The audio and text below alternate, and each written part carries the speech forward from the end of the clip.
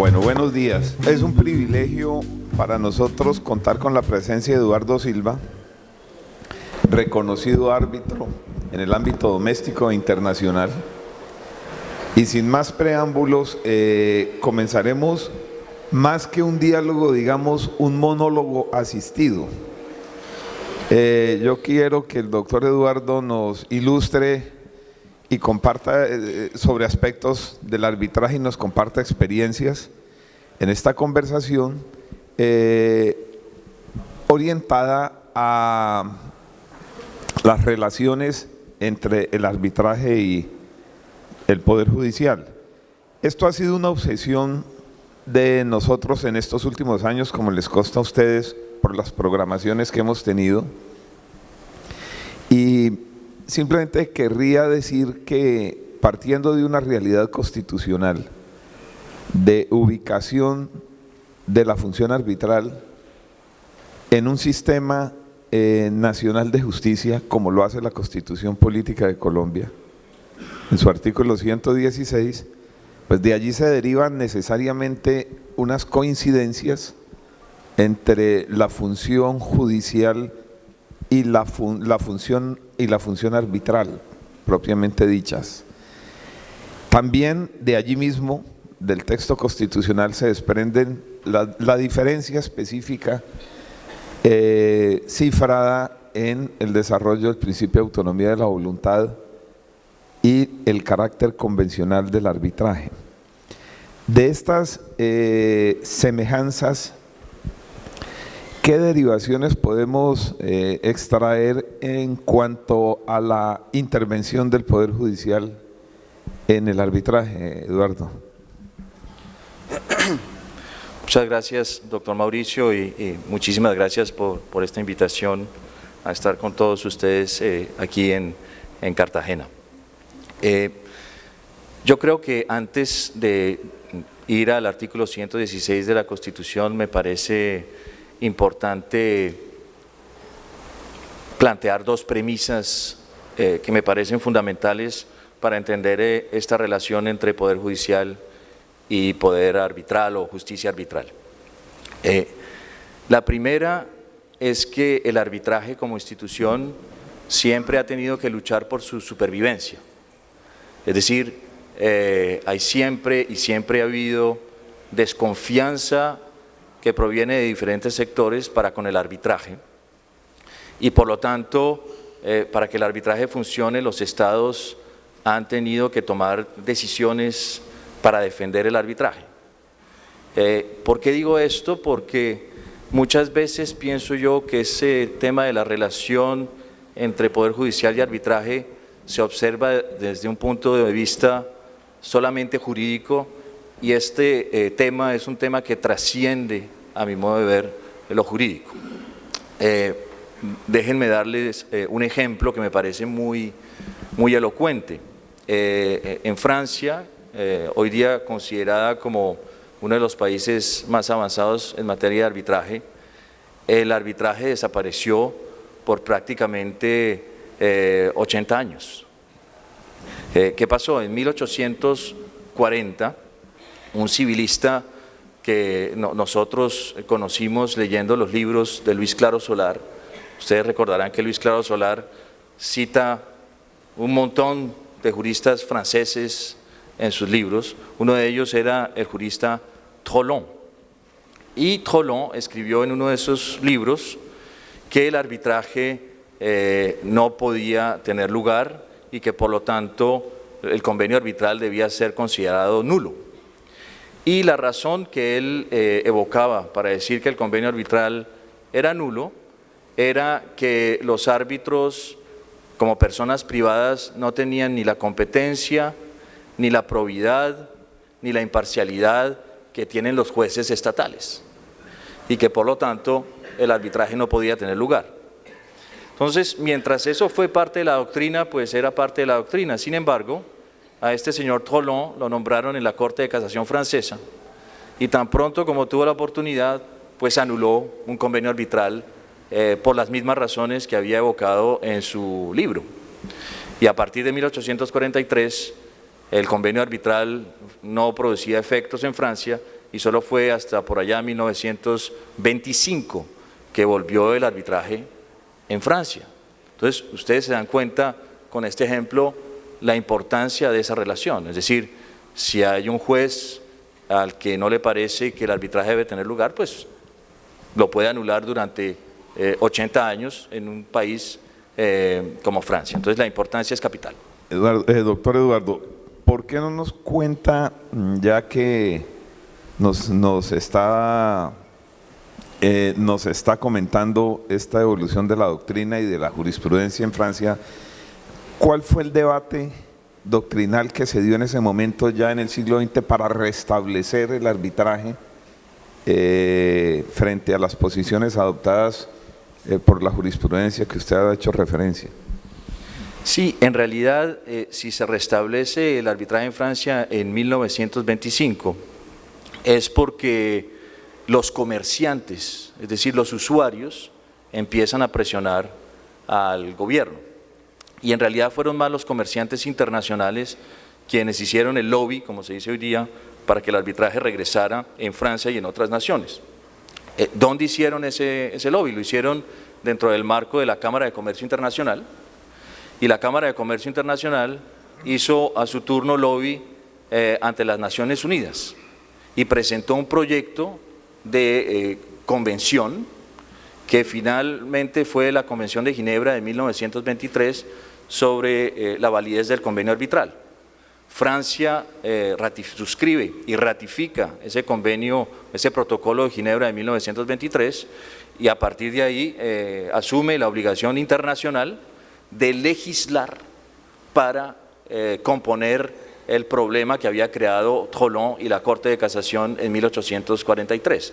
Entonces, lo interesante desde el punto de vista de esa lucha por la supervivencia del arbitraje es que no sobrevivió a la Corte de Casación, y la única manera de restablecerlo fue a través de la ley, y fue a través de la ley que en Francia regresó el arbitraje. Por la vía de los tratados internacionales suscritos por Francia. Exactamente. Entonces, fue una presión internacional para que Francia regresara. Eso es muy interesante y dará lugar a otros comentarios posteriores. ¿En Colombia se dio un paralelismo o Colombia tuvo una línea autónoma en su doctrina y en su jurisprudencia durante el siglo XIX, comienzos del siglo XX? Sí, en realidad, hasta donde yo sé, tuvo su propia evolución. Colombia no suscribe el protocolo de Ginebra de 1923, no lo ratifica.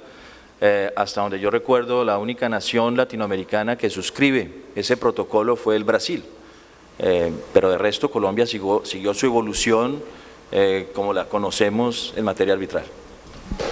En la Constitución del 86, en alguna disposición de la Constitución, si mal no recuerdo, el artículo 60, hoy con internet es delicadísimo hacer este tipo de citas porque son inmediatamente verificables. Se estableció en dicha disposición que el Poder Judicial de Colombia lo conformaban la Corte Suprema, los tribunales y demás tribunales que establezca la ley, decía. Hay una jurisprudencia de la Corte Suprema de tiempo atrás, décadas atrás, que situó en este artículo el fundamento constitucional de la existencia del arbitraje doméstico, asimilándolo a uno de esos tribunales que puede crear la ley, el tribunal arbitral. Entonces, digamos, la corriente contractualista del arbitraje, paradójicamente, para efectos de su supervivencia jurídica, tuvo que apoyarse en una tesis jurisdiccional o judicialista, y es de considerarlo como una modalidad de tribunal judicial a efectos de su validez. Creo recordar que incluso hubo decisiones en Colombia que establecían que ese tipo de acuerdos tenía objeto ilícito, tal vez derivado de la posición del magistrado francés. Pero entonces lo paradójico es una corriente muy contractualista en Colombia defendiendo el arbitraje, pero al mismo tiempo unas instituciones encargada del control de constitucionalidad, declarando la validez de esta figura a partir de la noción de tribunal como parte del Poder Judicial.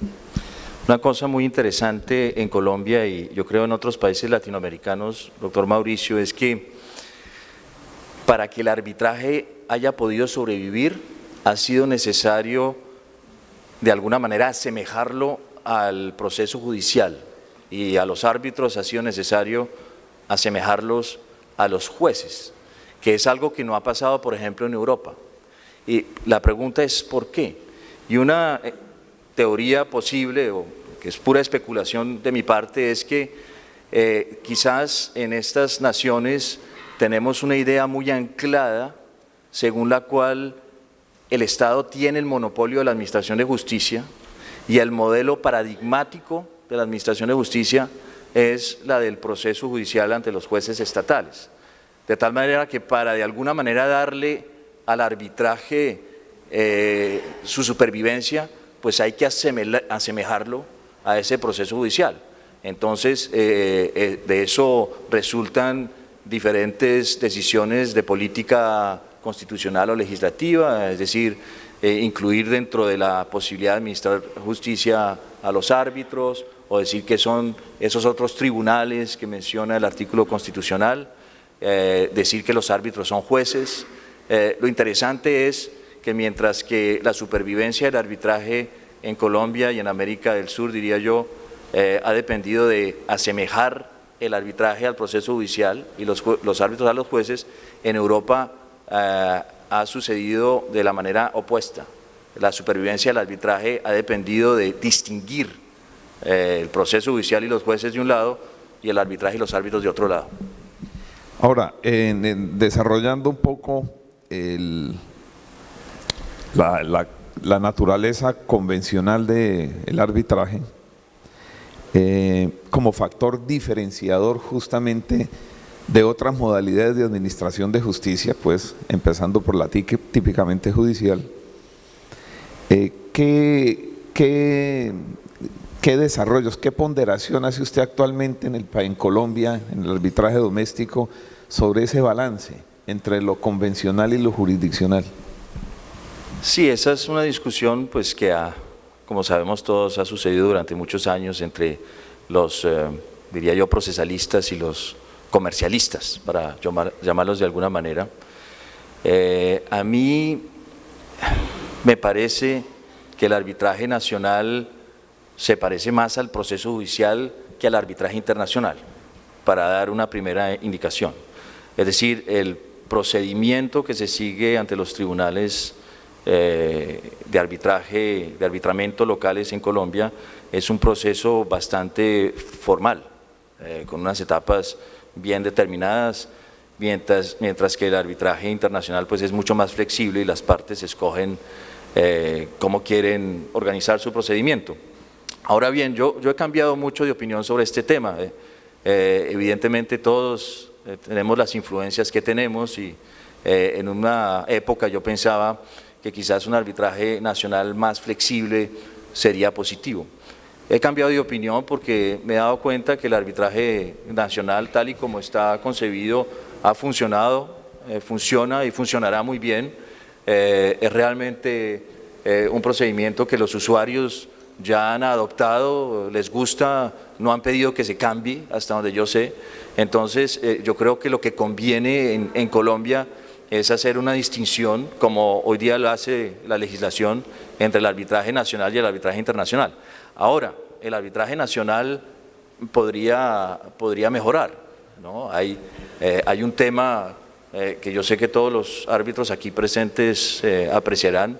Yo nunca he entendido, después de que uno trabaja mucho en un caso y de pronto hay una declaración de incompetencia, que no haya honorarios. Ese tema que creo ha sido resuelto en algunos casos, es un tema que me parece importante.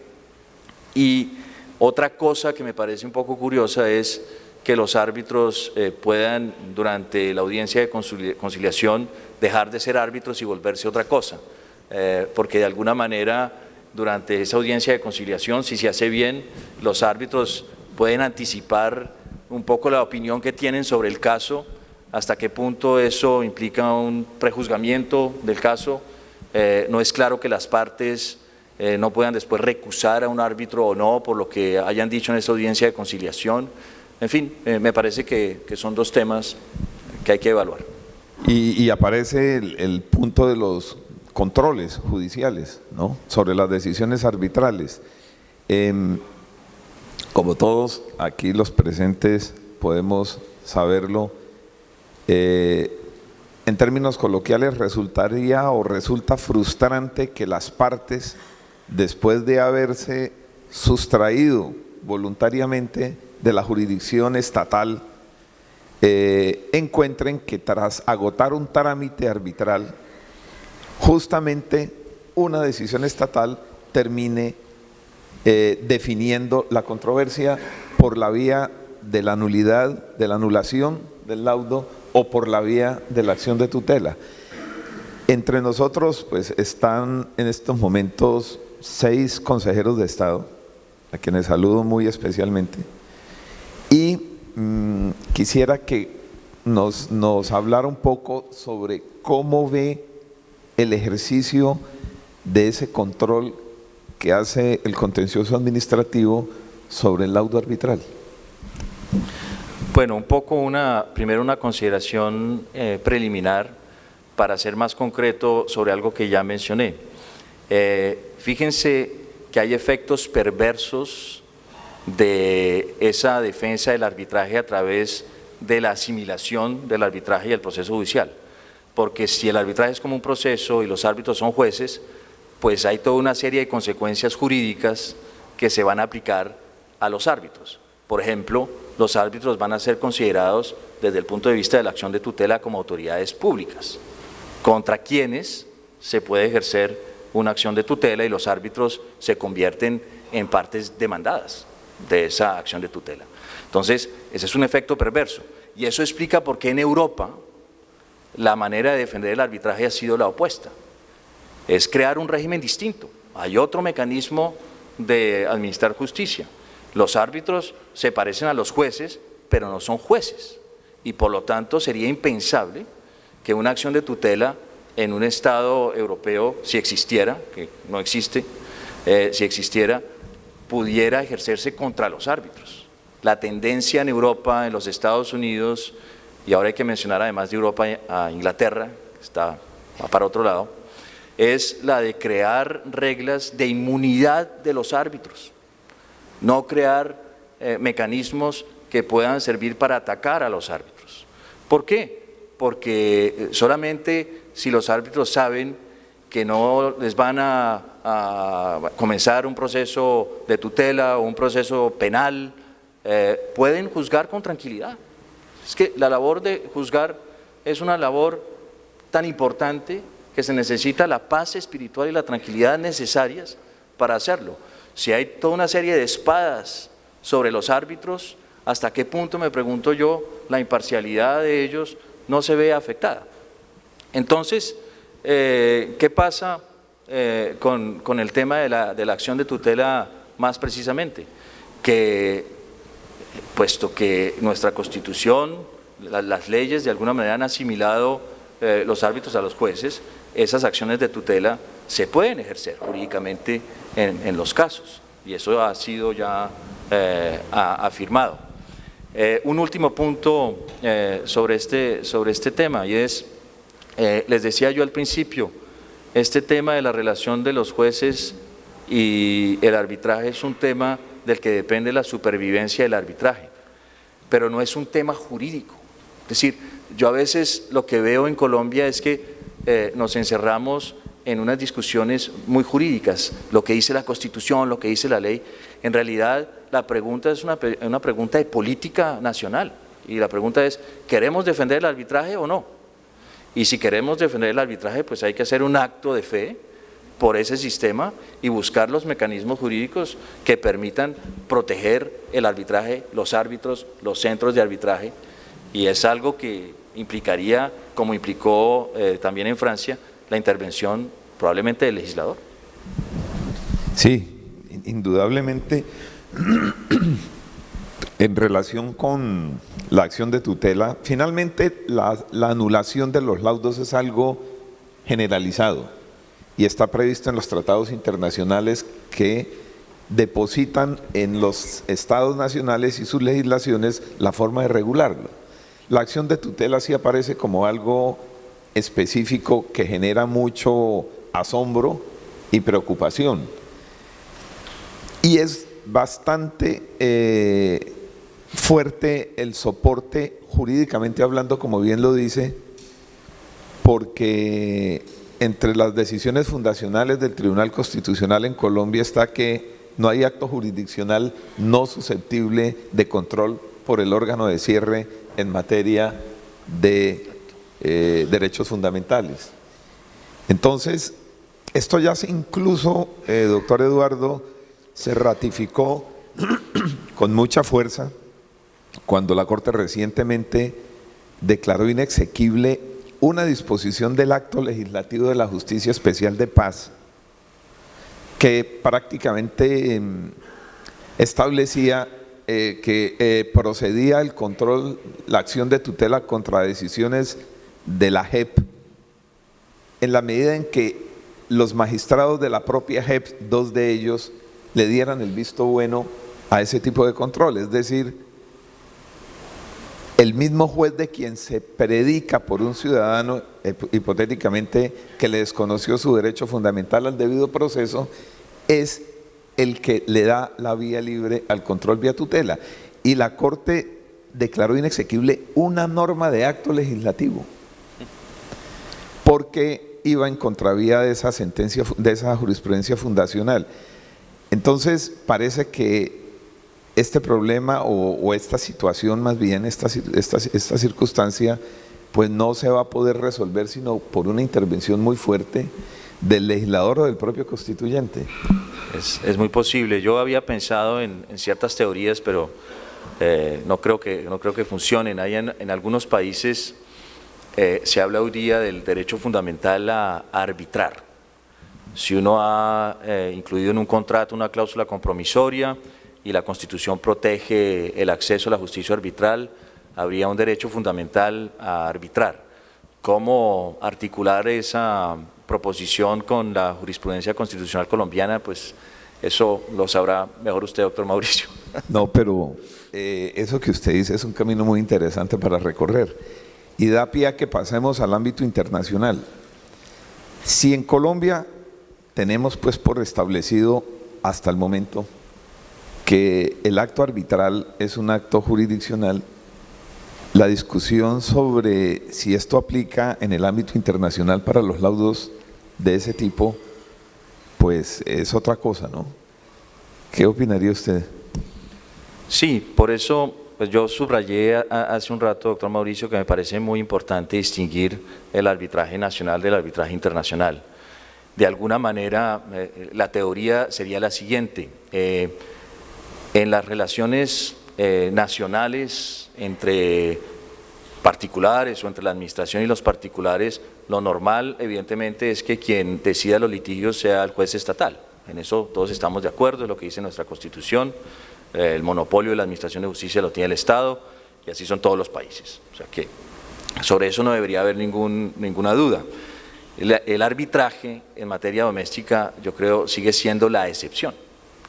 Y como tal, pues se justifica que haya ciertos controles, que el proceso sea más formalista, etc.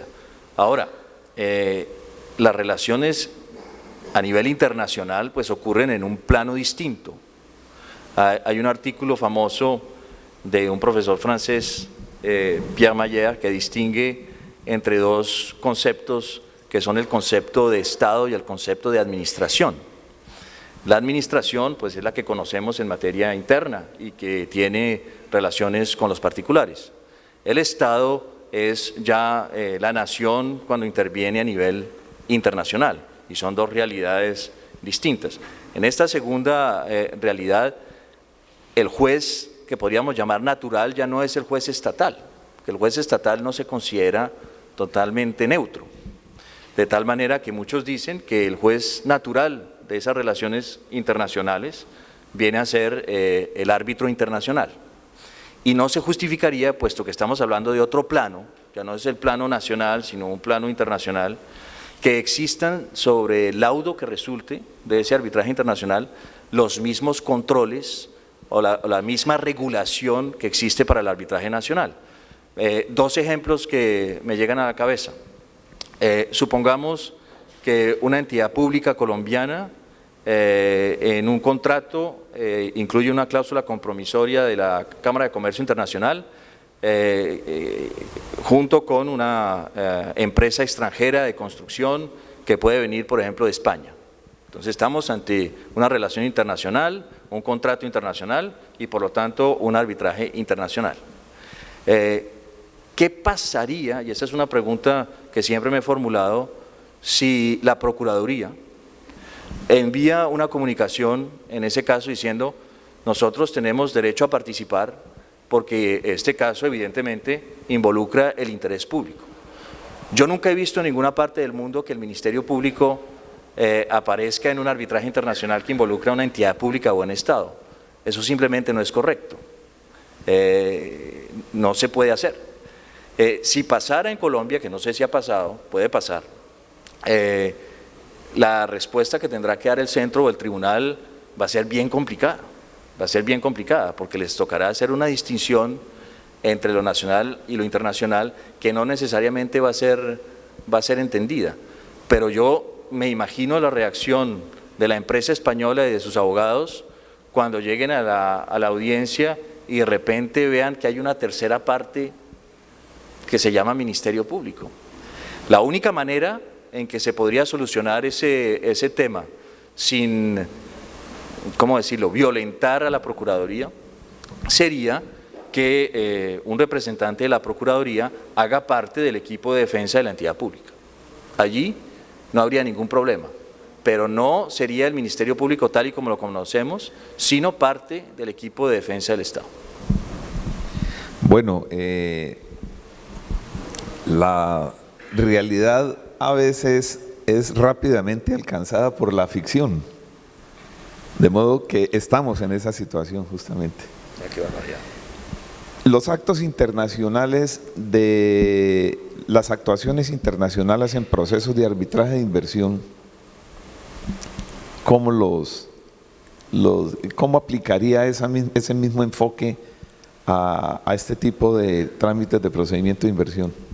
Claro, si tomamos como ejemplo un arbitraje de inversión, la realidad es incluso más distinta, porque en los arbitrajes de inversión y bajo el derecho internacional el Estado es un todo, desaparecen las ramas del poder público, es decir, el Estado colombiano puede ser responsable internacionalmente por causa de una ley que dicte el Congreso y quizás le toque pagar la condena a la rama ejecutiva, pero eso, el Estado es uno solo. Entonces, si el Estado es uno solo, el Ministerio Público no puede ser considerado en un arbitraje de inversión como un tercero. Pueden ir a la audiencia si en el caso de Colombia la Agencia de Defensa Jurídica del Estado pues autoriza que uno de los representantes del Estado en ese proceso sea alguien de la Procuraduría, pero no pueden aparecer solos, digamos, como tercera parte. Si la Procuraduría enviara una comunicación a un tribunal de inversiones diciéndole queremos participar o tenemos el derecho de participar, si yo fuera árbitro en ese caso, yo les diría, pues como parte tercera o amicus curiae, ustedes no pueden participar, pero si el Estado del que ustedes pertenecen los incluye en la lista de participantes, pues no tenemos ningún problema. Doctor Eduardo, en materia de arbitraje de inversión hay una corriente que está propugnando por el establecimiento de una corte permanente para resolver estas controversias entre inversionistas y estados. ¿Qué opina de eso? Bueno, este es un tema que me interesa particularmente, proviene de la situación de crisis en su lucha por la supervivencia del arbitraje de inversiones intraeuropeo. Si ustedes ven los últimos tratados de libre comercio que tienen un capítulo de protección de inversiones que ha firmado la Unión Europea, ya no existe más el arbitraje de inversiones. Lo han reemplazado por la creación de una corte de inversiones, que todavía no sabemos cómo se va a constituir, quiénes van a ser los jueces, etcétera. Y aquí, doctor Mauricio, usted me permite hacer un paralelismo entre lo que está pasando en Europa con el arbitraje de inversiones y lo que pasó en 1843 con el primero doctrinante Trollon y después, lamentablemente para Francia, magistrado de la Corte de Casación. ¿Y cuál es el paralelismo? Que las naciones europeas, lideradas por Alemania y Francia, en diversas comunicaciones, empezaron a decir hace unos años que los árbitros de inversión no tenían ni la competencia, ni la probidad, ni la imparcialidad para dirimir litigios que implicaran a estados soberanos de la Unión Europea y que por lo tanto había que erradicar el arbitraje de inversiones. Y es la política que ha asumido la Unión Europea desde ese entonces. Quizás le cuento una anécdota. Cuando la Unión Europea estaba considerando no incluir más el arbitraje de inversiones en los tratados, los comerciantes, las multinacionales de Francia se unieron para protestar, porque evidentemente el arbitraje de inversiones ha sido un mecanismo que ha sido utilizado por muchas multinacionales inversionistas de Francia, también de Alemania, etcétera. Y dentro de esas conversaciones, en un momento dado invitaron a un grupo de abogados en Francia a ir a hablar con el ministro encargado de ese tema. Y fue una delegación en la que yo participé, en la que se le explicó al ministro las diferentes ventajas que tenía el arbitraje de inversión para las empresas francesas en el exterior. Y para resumir, la conclusión de la reunión fue una afirmación del ministro en la que él dijo, pues todo eso está muy bien, yo lo entiendo muy bien, muchas gracias por haber venido, sin embargo, el presidente François Hollande no entiende cómo 3 personas privadas le pueden decir a la República Francesa cómo se debe comportar. Entonces, estamos ya fíjense cómo no es jurídico, estamos en un tema ideológico, estamos en un tema de política de cada país. Si Europa no quiere que haya arbitraje de inversiones en Europa, pues no habrá, y no habrá argumento jurídico que sirva para rescatarlo. Un escritor que nos es muy caro, decía Borges, acudiendo a la metáfora de Heráclito, que nadie baja a bañarse 2 veces al mismo río, no solo porque el río fluye y lo encontrará distinto, sino porque el que baja también ha cambiado, el río va también por dentro de él. El arbitraje ha cambiado, pero el Poder Judicial también. A nivel nacional e internacional, ¿usted percibe una mayor comprensión del Poder Judicial hacia el ejercicio del arbitraje?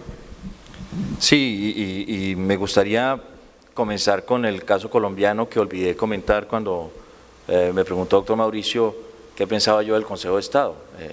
No porque estén aquí los consejeros, ni mucho menos, pero la jurisprudencia de la sección 3ª en materia de arbitraje es una excelente jurisprudencia. Los fallos de la Corte Constitucional sobre arbitraje también son muy buenos fallos. Y recientemente, yo diría en los últimos 10 años, hay unos fallos de la Corte Suprema de Justicia de arbitraje también muy buenos. Entonces, yo sí veo en Colombia, es mi percepción, que hay una voluntad del Poder Judicial de apoyar el arbitraje de acuerdo con esa premisa que usted mencionaba en la Constitución. Ahora, eso cambia todos los días en todos los estados y por ejemplo, para volver al caso que conozco mejor, en Francia ha cambiado. Y siempre pensaría yo, por razones personales, a veces tendemos a ver las cosas de una manera muy abstracta. ¿Y por qué personales? Porque los magistrados han cambiado. En la Corte de Apelaciones de París, que quizás es la corte que más decide temas de arbitraje en Francia, había 3 jueces pro arbitraje. Y durante esa época, pues todas las decisiones eran súper favorables, fue la época de oro del arbitraje, diría yo, en Francia, pero lamentablemente se jubilaron, ¿no? Uno además se murió. entonces hubo que reemplazarlos, y los nuevos no son pro arbitraje, son objetivos, no es que sean contra arbitraje, son objetivos. Entonces, lo que uno ve, por ejemplo, en la jurisprudencia francesa hoy día, es que hay más anulaciones de laudos que antes, unas correctas, otras me parece reflejan que los jueces se están extralimitando en su facultad para convertirse de alguna manera en una corte de apelación y no realmente en un juez de anulación, que es un problema, es nuevo en Francia y vamos a ver cómo evoluciona. Ayer, antier, el miércoles en la tarde, el director de la Agencia de Defensa Jurídica del Estado, el doctor Camilo Gómez, con absoluta claridad dijo: este gobierno defiende, apoya, promueve y utiliza el arbitraje doméstico, el arbitraje comercial internacional y el arbitraje de inversión. Es decir, recibimos una clarísima señal de política pública de apoyo al arbitraje, de manera que pues probablemente no recibirán los 3 distinguidos árbitros que vayan a discutir las políticas con el gobierno ese tipo de respuestas que en Francia. Con ocasión de los procesos de integración de la Alianza del Pacífico, etcétera, ¿cree que esa dinámica internacional termina fortaleciendo, reforzando el arbitraje como decisión de política pública, o por el contrario, como parece estar ocurriendo en Europa tras escucharlo, puede derivar en una posición contraria? Yo pensaría que estamos en este momento en una crisis del sistema, pero en realidad yo creo que es una crisis que se va a superar y el arbitraje internacional de inversiones, etcétera, va a regresar como el mecanismo que se va a utilizar. ¿Por qué? Porque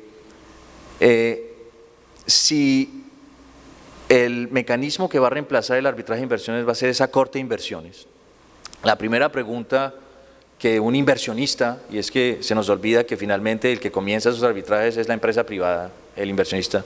Si un inversionista va a demandar a un Estado y ve que lo que hay es una corte de inversiones, la primera pregunta que se va a hacer es: ¿quiénes son esos jueces de ahí, de esa corte de inversiones? Segunda pregunta: ¿quién los nombró? Y lo que está previsto es que los van a nombrar los Estados.